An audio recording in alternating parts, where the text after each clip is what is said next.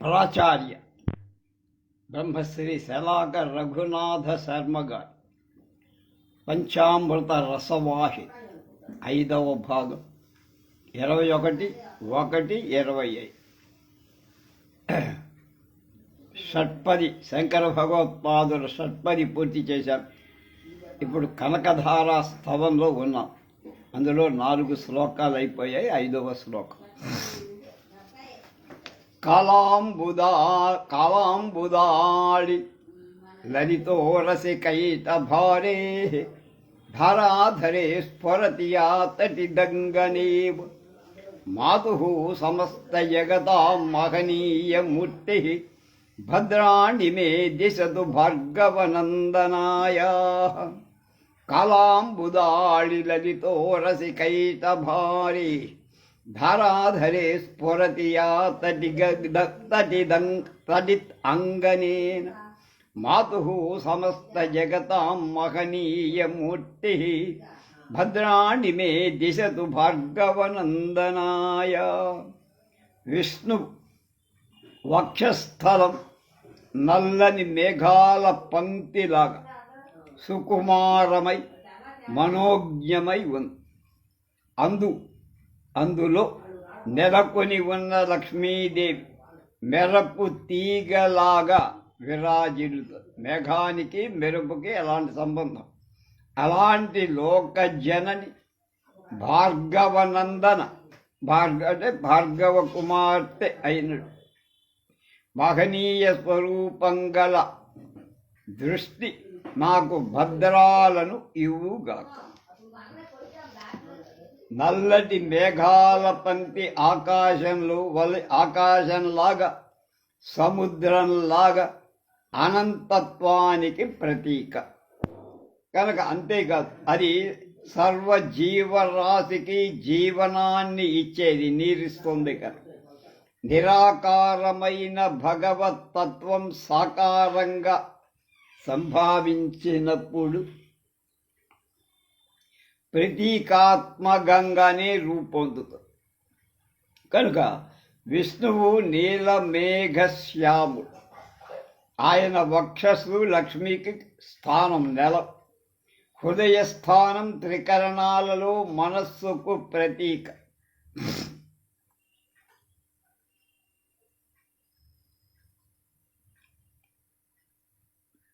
శ్రీలక్ష్మి విష్ణు వక్షస్థలవాసిని, అంటే సృష్టిలో సంపత్ ఉచ్ఛాభా సౌందర్య సమృద్ధ్యాయ అన్నీ కూడా భగవంతుని హృదయ కోశం వంటివి అన్నమాట. అందులోనే ఉన్నాయి. నల్లని మేఘంలో తళతళమని బంగారు కాంతులు చిమ్మే మెరపు తీగ సౌందర్యాన్ని వర్ణించగలమా మాటలతో? వర్ణన అతీతమది కనుక.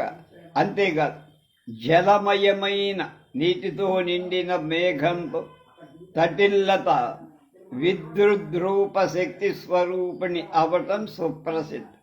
అందులో మెరపు తీగ విద్యుత్తు కలిగి ఉంటుంది.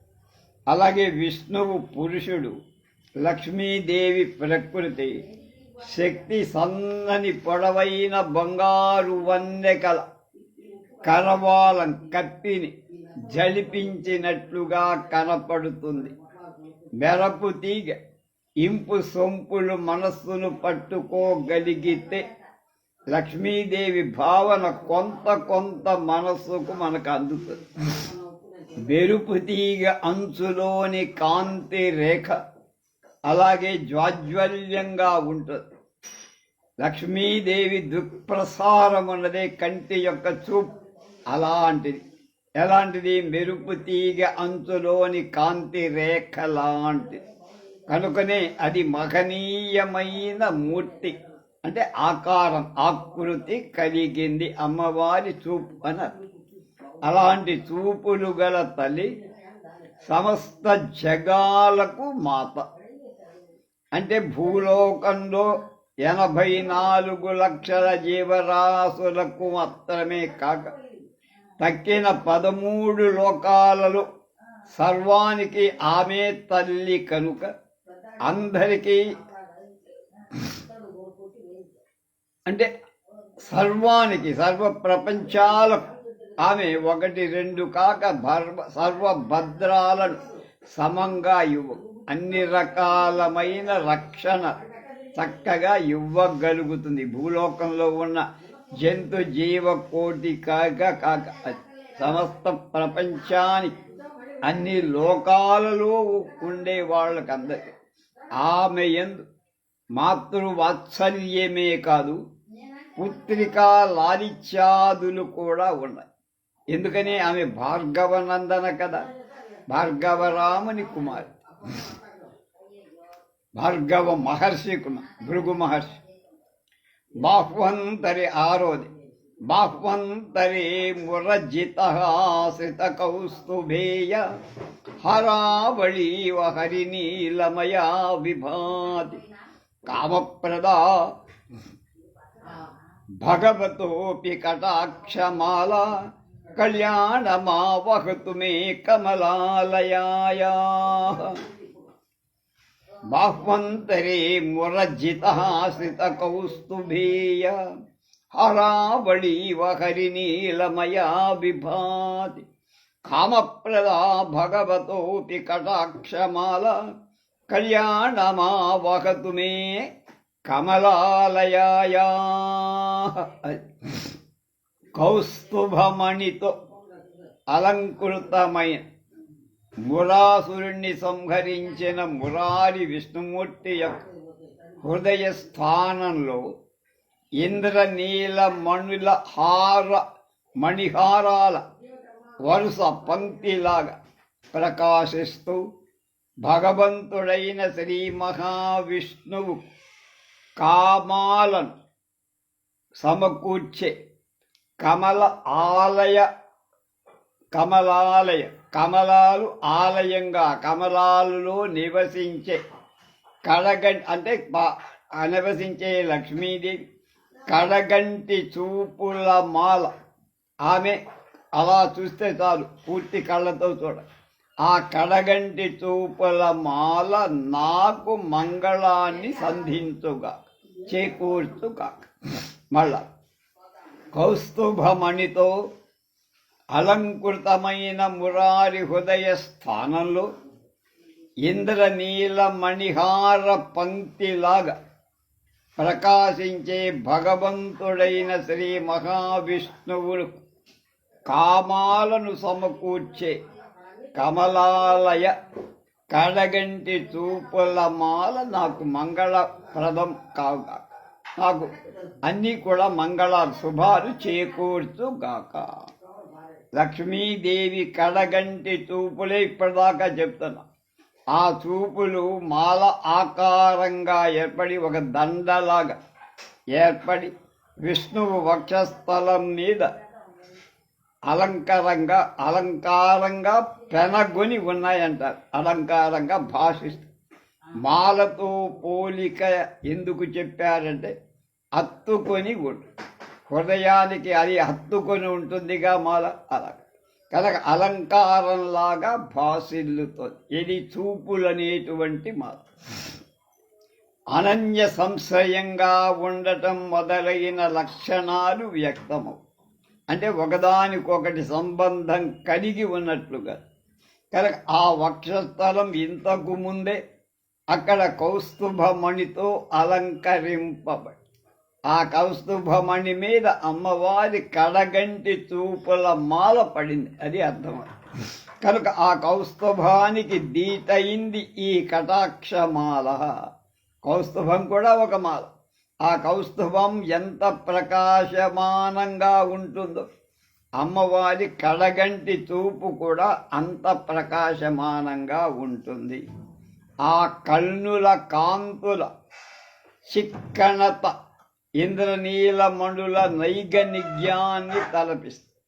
ఆ కాంతుల యొక్క ధావళ్యం, లేకపోతే నైపుణ్యం, లేకపోతే చిక్కదనం, అదంతా కూడా ఇంద్రనీలమణుల యొక్క నిగ ఎంత గొప్పగా ఉంటుందో దాన్ని తలపింప చేస్తోంది. అంటే అలా ఉంది అన్నారు. ఆ దుర్ప్రసారం అమ్మవారి కడగంటి చూపు అనేటువంటి ప్రసారం సాంద్రత అంటే గట్టిగా మందంగా దళసరిగా ఉంది, డెన్సిటీ అంటారు మనం. ఎలాంటిదంటే ఆ మాల చాలా పీటలు, హారానికి ఏదో ఒకటి డబ్బు లేని వాళ్ళు ఒకే ఒక మాల సింగిల్ అంటారే, ఆ సింగిల్. ఇప్పుడు ఆమె దగ్గర ఉండేటువంటి మాల అనేక పేర్లు అంటారు, అంటే వరుసలు కలిగినటువంటి మాల. అంటే దానిలో ఎన్ని దండలు ఉన్నాయో లెక్క చెప్పలేదు. అది అల్లుకొనిన విధంగా కనపడుతోంది. ఏది? అమ్మవారి కటాక్ష అని చూపులు అనేటువంటి మాల ఎన్నో పేటలతో వరుసలతో కలిసి ఉన్నది. హార ఆవళి అనటంలో ఈ అర్థం ప్రతీయగా మానంగా కనపడుతుంది. దీనివల్ల తల్లి చూపుకి ఏక లక్ష్యం, అంటే ఆమె చూపు యొక్క లక్ష్యమంతా ఎవరు? మహావిష్ణువు. ఆ చూపులన్నీ ఆయన మీదే కనుక మహావిష్ణువు బాహువుల నడిమి ప్రదేశం మాత్రమే అని అర్థం.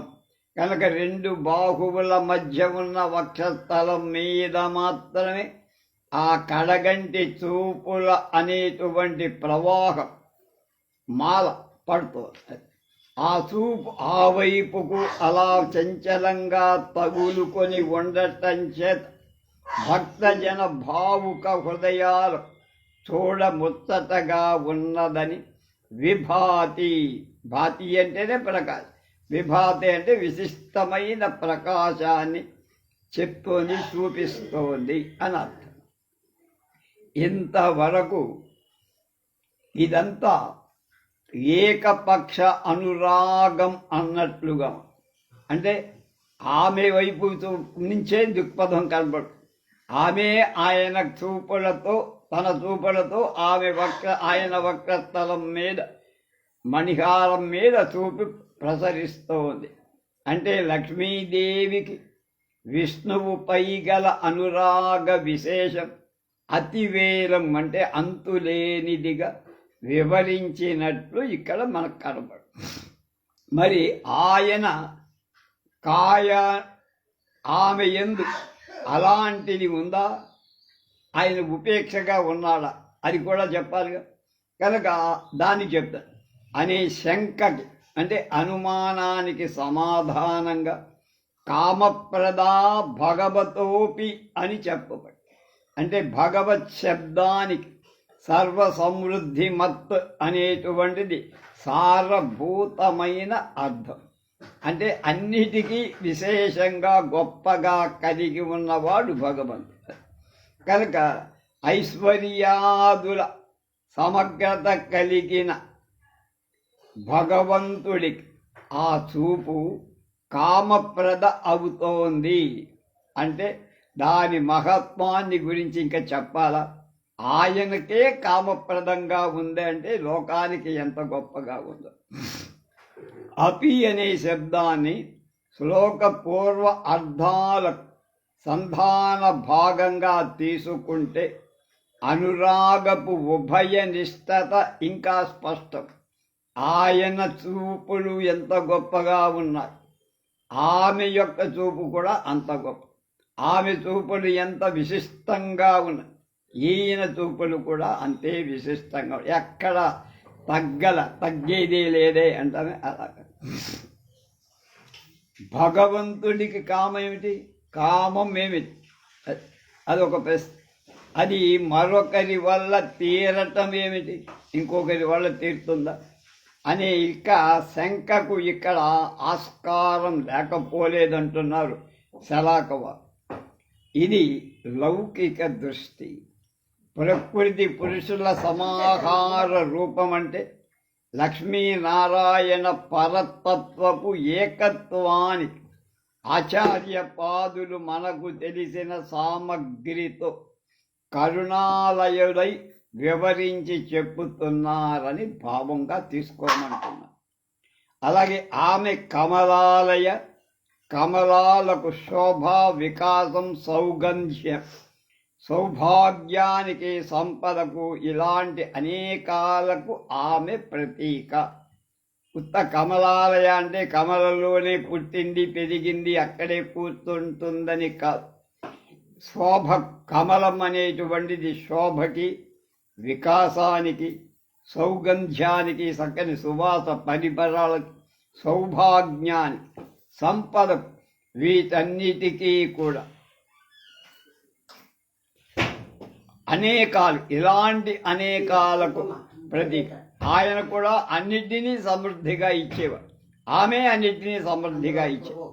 కనుక ఈ అంశాలు ఎక్కడ సుస్థిరంగా ఉంటాయో లక్ష్మి అక్కడ ప్రేమ ఆదరాలతో ప్రతిష్ఠితమై ఉంటుంది అని మొత్తం మీద తాత్పర్యం. అంటే అలాంటి తల్లి లక్ష్మీదేవి యొక్క చూపు లోక కళ్యాణాన్ని కలగజేయటంలో ఆశ్చర్యమే లేదు. కలగచేయాలి అని ఆశించారు భగవత్పాద. ఇది 6వ శ్లోకం. 7వ శ్లోకం. ప్రప్తం పదం ప్రథమతః ఖలు యత్ ప్రభావాత్ మాంగళ్యభాజి మధుమాదిని మన్మధేన మయ్యావతేత్తదిహ మందరమీక్షణార్థం మందాలసం చ మకరాలయ కన్యకాయాః. ప్రాప్తం పదం ప్రథమతః ఖలు యత్ ప్రభావాత్ మాంగళ్యభాజి మధుమాదిని మన్మధేన. మా మీద ఎంత నడక నడిపారు, అలాగే పా మీద ప్రాప్తం పదం ప్రథమతః ఖలు యత్ ప్రభావాత్ మాంగళ్యభాజి మధుమాదిని మన్మధేన మయ్యాపతేత్తదిహ మాంధర వీక్షణార్థం. మళ్ళీ మా మీద మయ్యాపతేత్తదిహ మంధరమీక్షణార్థం మందాలసం చ మకరాలయ కన్యకాయాః. పా మీద మా మీద నడిపేశారు. మయ్యాపతేత్తదిహ మందరమీక్షణార్థం మందాలసం చ మకరాలయ కన్యకాయాః. శ్రీ మహాలక్ష్మి కటాక్ష దుఃప్రభావం వల్ల మన్మధుడు మధుమధనుడు మంగళస్వరూపుడైన విష్ణువులో మొట్టమొదట స్థానాన్ని సంపాదించుకోగలిగింది. శ్రీ మహాలక్ష్మి కటాక్ష దుఃప్రభావం వల్ల, ఆమె చూపిన కడగంటి చూపుల ప్రవాహం వల్ల మన్మధుడు మధుమదనుడు మంగళస్వరూపుడు అయిన విష్ణువులో మొట్టమొదట స్థానాన్ని సంపాదించి అలాంటి మహాపదవీ లాభానికి కారణమై క్షీరసాగర కన్య యొక్క మందం అలసమైన అరమోడ్పు చూపు మా మీద మెల్లగా వచ్చి పడాలి అని భగవత్పాదులు కోరారు. కనుక ఆ మహాపదవీ లాభానికి కారణమైన క్షీరసాగర కన్యక మందాలసం చ మకరాలయ కన్యక. మకరాలయం అంటే పాల సముద్రం, సముద్రం ఏదైనా ఆ క్షీరసాగర కన్య యొక్క మందం అంటే నెమ్మది అయిన అలసత్వంగా ఉన్న అరమోడ్పు చూపు నాయందు అంటే భక్తుడి మెల్లగా వచ్చి, అమ్మా ఎంతసేపు ఆయనే చూస్తావు, కాస్త నా మీద కూడా నీ దృష్టి ప్రసరించమ్మా అంటావు. మన్మధుడు అంటే వాంఛాభిముఖమైన మానస భావ విశేషానికి వ్యక్తిత్వ కల్పన అంటే కోరిక అనేటువంటి దానికి మనస్సులో పుట్టిన భావ విశేషానికి ఒక వ్యక్తిత్వం, ఒక రూపు దాల్చినటువంటి రూపం మన్మధుడు. ఆ భావం మనస్సుని ఏం చేస్తుంది, మధిస్తుంది, అటు ఇటు చెలగొడుతుంది.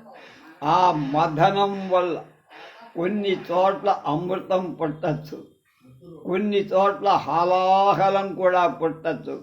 సర్వజ్ఞుడు సర్వశక్తిమంతుడు అయిన పరమేశ్వరు అమృతాన్ని హాలాహలాన్ని ఏక కక్షతో భేదభావం లేకుండా స్వీకరించి ఆయన తీసుకున్నాడు, కంఠంలో పెట్టుకున్నాడు, విష్ణుమూర్తిగా మారి, విష్ణుమూర్తి శివుడుగా మారి అనుకోవచ్చు మనం.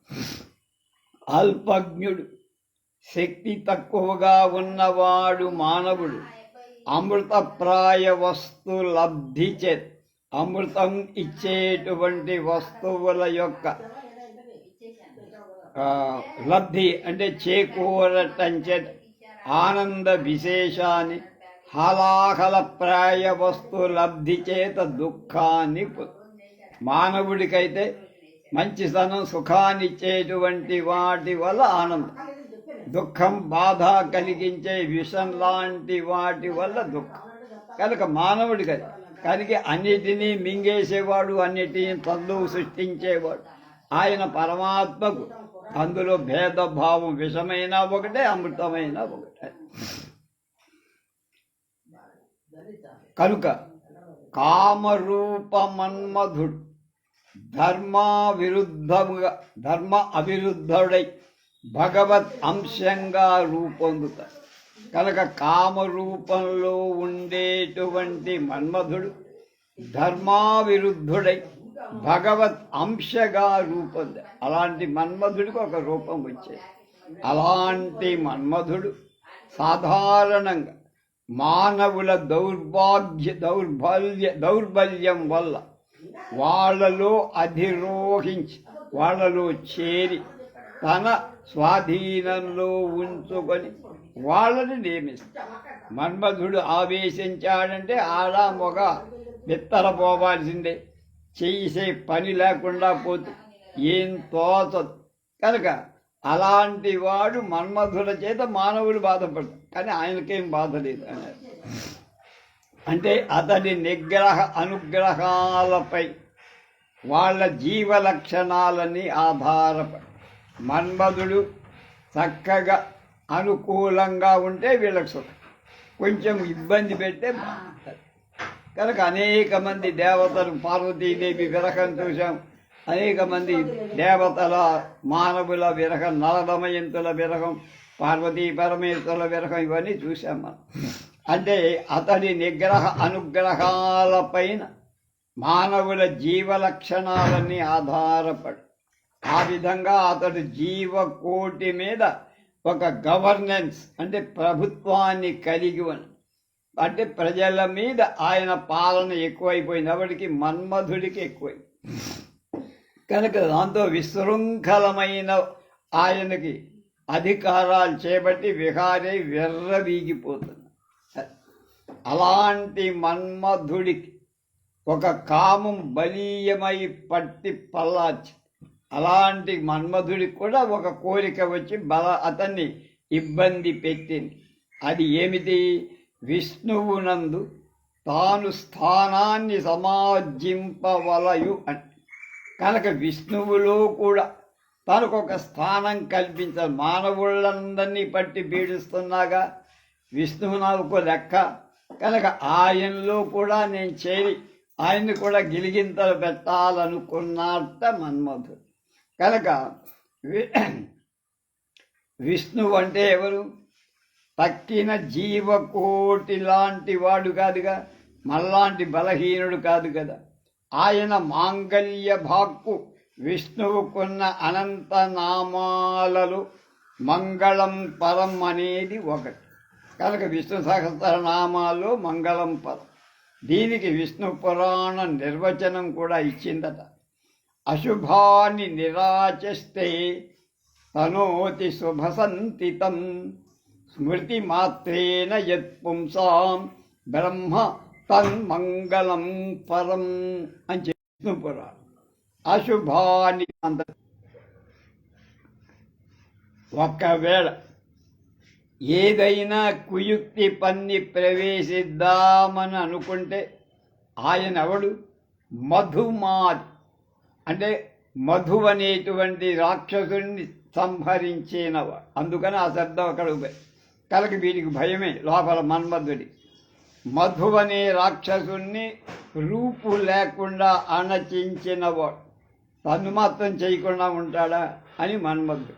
అలాంటి స్థితిలో అనన్య గతికంగా ఇంకొక గతి లేకుండా మన్మధుడు తల్లిని ఆశ్రయించాడు. ఎవరిని తల్లి అంటే లక్ష్మీదేవి.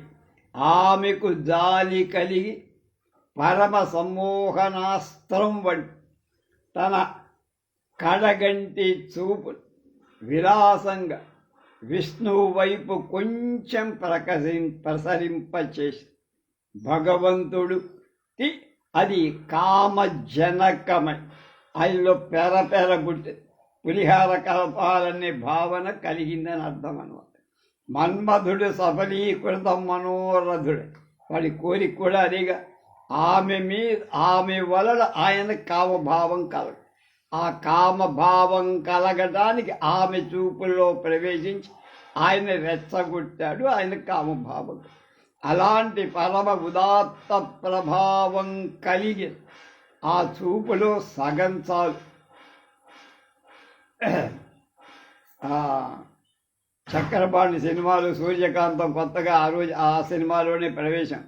ఆమె ఏం చెప్పినా సగం చాలు, అంతకంటే ఎక్కువ లేదంట. అలాగే ఈమె కూడా అంతే, సగం చాలు. తావన్న మాత్రమే అంటే ఆ సగం వల్లనే భక్తజనులకు కామధేనువు ఇహ మయి అని ఆర్తితో భక్తుడు తను చూపుకొనుతుండ కనుక తన ఆర్తి పోగొట్టేది ఆ అరచూపు చాలు. ప్రతి పదంలో కూడా సముద్రమంత గాంభీర్యం కల ఇలాంటి శ్లోకాలు రాయాలంటే భగవత్పాదులకే సాధ్యం, మిగతా వాళ్ళకి కాదు. అది 7వ శ్లోకం. 8 దద్యాద్దయానుపవనో ద్రవిణాంబుధారాం అస్మిన్న కించన విహంగశిశౌ విషన్ని దుష్కర్మ ఘర్మమపనీయ చిరాయ దూరం నారాయణ ప్రణయని నయనాంబువాహ. మళ్ళా దద్యాద్దయానుపవనో ద్రవిణాంబుధారాం అస్మిన్న కించన విహంగశిశౌ విషన్ని దుష్కర్మ ఘర్మమపనీయ చిరాయ దూరం నారాయణ ప్రణయిని నయనాంబువాహ. అంబువాహం అంటే ప్రవాహం, నీటి ప్రవాహం.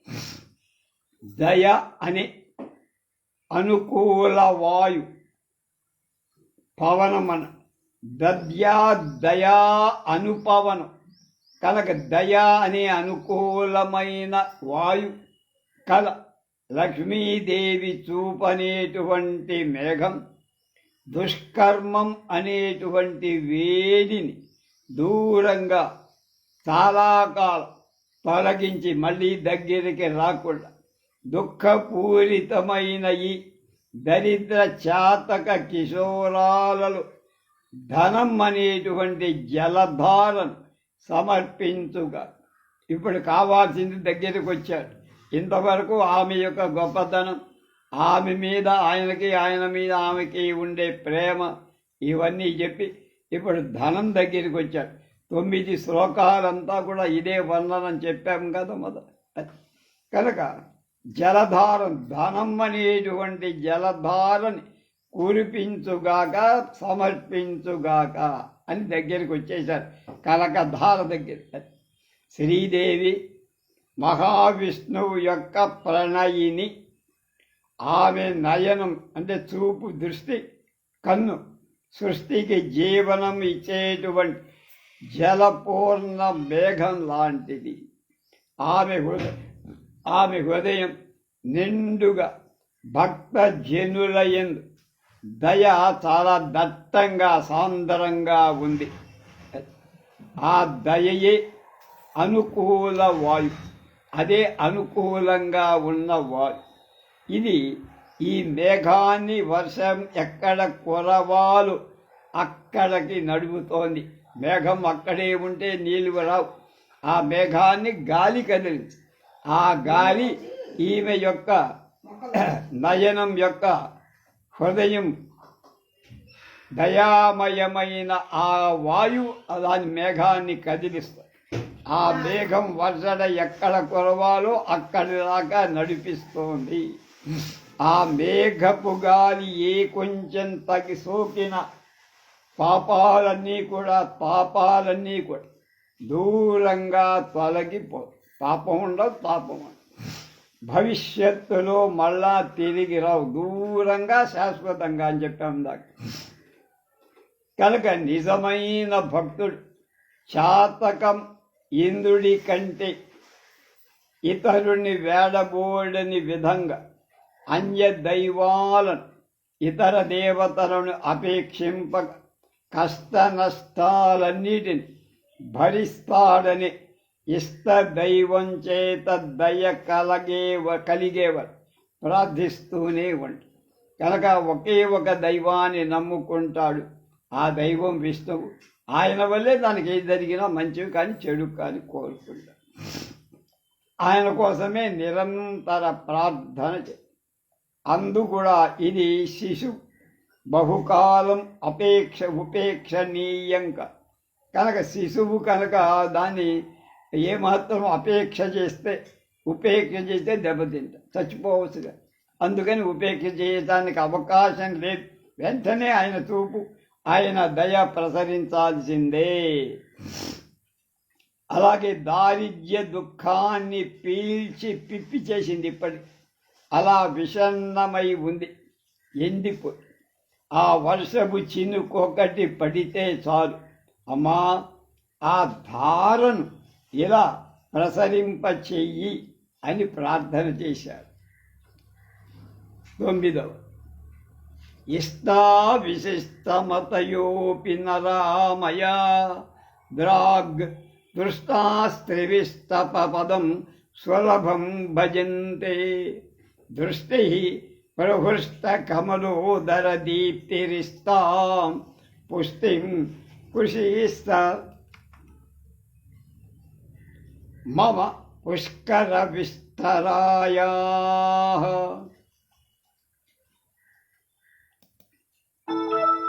ఇష్టా విశిష్టమతయోపి నరామయాద్రాగ్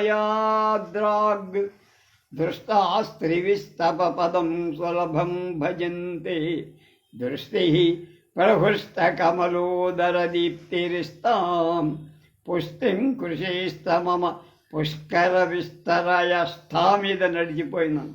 దృష్టా ఇష్టా దృష్టా దృష్టి విశిష్ట, అలాగే త్రివిష్ట ప్రహృష్ట ఇష్ట పుష్టిం కృషిస్తమ పుష్కర విస్తరాయ.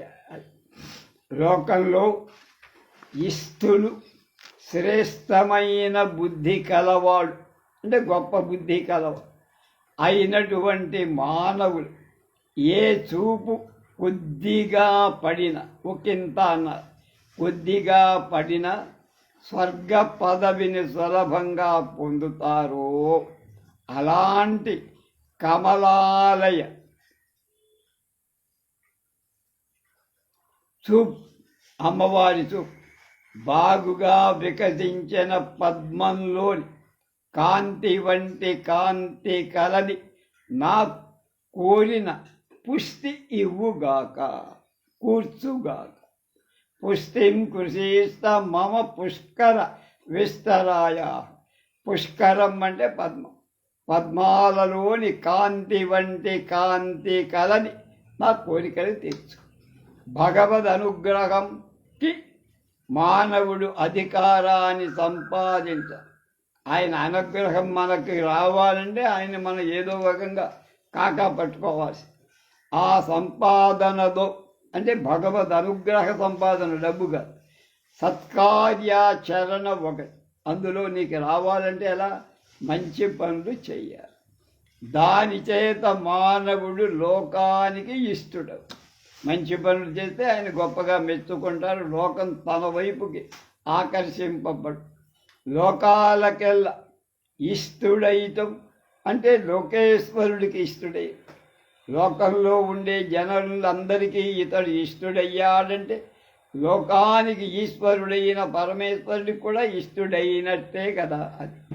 కనుక మనుష్యుడు తన బుద్ధిని ఐహిక విషయాల నుండి నివృత్తి చేసి అంటే లాక్కొని దూరం చేసేసి పారమార్థిక విషయాలపై లగింప చేయటం. కేంద్రీకరింప చేసినప్పుడు వాడి మతి బుద్ధి విశిష్టము, అప్పుడు వాడు విశిష్ట మతి అవుతాడు. అలాంటి స్థితి సంపాదించిన వాడు భగవతీ కటాక్ష ప్రసారానికి పాత్రత గడించిన వాడు అవ్వటంతో విప్రతిపత్తి లేదంటే రెండవది లేదు. కనుక ఎప్పుడైతే పరమేశ్వర అనుగ్రహాన్ని పొంది ఉంటాడు అప్పుడు భగవతీ కటాక్ష ప్రసారం తేలికైపోదు అతని మీద. అలాంటి వాడిపై ఆ తల్లి మహాలక్ష్మి యొక్క హఠాత్తుగా పడిపోతుంది. అలా పడినటువంటి తక్షణం అతడు పొందేది ఏమిటి? దేవేంద్ర పదవి.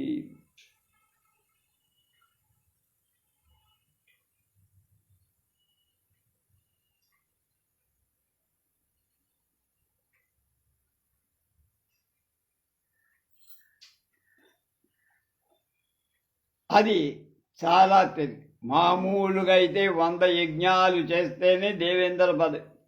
ఇప్పుడక్కల అమ్మవారి కటాక్ష వీక్షణం ఎవడి మీద లోకంలో కోరికలనే చేయించి మనస్సుని అదుపులో పెట్టుకొని ఉంటాడు వాడి మీద అమ్మవారి దృష్టి పడిందంటే వాడికి మోక్షం వచ్చేసి వాడికి దేవేంద్ర పదవి లభించిన. లోకంలో అధికారానికి ఉన్న ఆకర్షణ ఇంకొక దానికి లేదు కదా. పరమ నికృష్టుడై జంతుప్రాయుడైన వాడు కూడా తనకంటే హీనమైన మరొక జంతువుపై అధికారం పెత్తనం చెలాయిస్తుంది. అలాంటి స్థితిలో దేవేంద్ర పదవి ఉపలక్షణ. లక్ష్మీ కటాక్ష వీక్షణ ప్రసారానికి యోగ్యతను పొందినవాడు మహాభాగ్యం అవధులు లేనిదని చెప్పు. ఎప్పుడైతే లక్ష్మీ కటాక్ష వీక్షణం వాడి మీద పడిందో వాడు పొందనటువంటి పదవి ఉండదు. దేవేంద్ర పదవి అది పెద్ద లెక్కలో లేదు కాదు. అది ఆ తల్లి ఒక్కసారి కడగంటితో చూస్తే 100 మహాక్రతువులు చేసిన పుణ్యం సమకూరుతుంది వాడికి దేవేంద్ర పదవి. సమగ్రంగా వికసించిన కమల పై కాంతి కంటే లోపలి కాంతి, అలాగే దివ్య ప్రభలతో విరాజులు. కమలానికున్న పై కాంతి కంటే అంతర్కాంతి చాలా గొప్పగా అమ్మ కంటి కాంతులు నిజానికి నిరుపమానం. ఉపమానం అంటే పోలికలేదు, అన్పారలల్ అంటాము. కానీ ఉపమానం చెప్పాలి అనుకుంటే పద్మపు లోకాంతులు కొంతవరకు సరే. పద్మపు పైకాంతులు కాదు, అందరూ దాని మీద పడేటువంటి కిరణాల వచ్చేటువంటి ఆ కాంతి కాదు, పద్మము యొక్క లోపల ఉండే కాంతి, అది కాంతి అంటే. అలాంటి దీప్తులతో ప్రకాశించేది విరాజిల్లేది ఆ దృష్టి. ఆమె పుష్కర విస్తర శాంతం పుష్ణాతీతి. పుష్కరం అని దానికి ఒక అర్థం చెప్పారు అని. పర్యాయ పద్మం, పద్మపరా పర్యాయమైన పుష్కరం. పద్మమన్నా పుష్కరమన్నా ఒకటే, అది పర్యాయ పదం. పుష్కరానికి గురుబాల ప్రబోధిక ఇచ్చిన నిర్వచనం.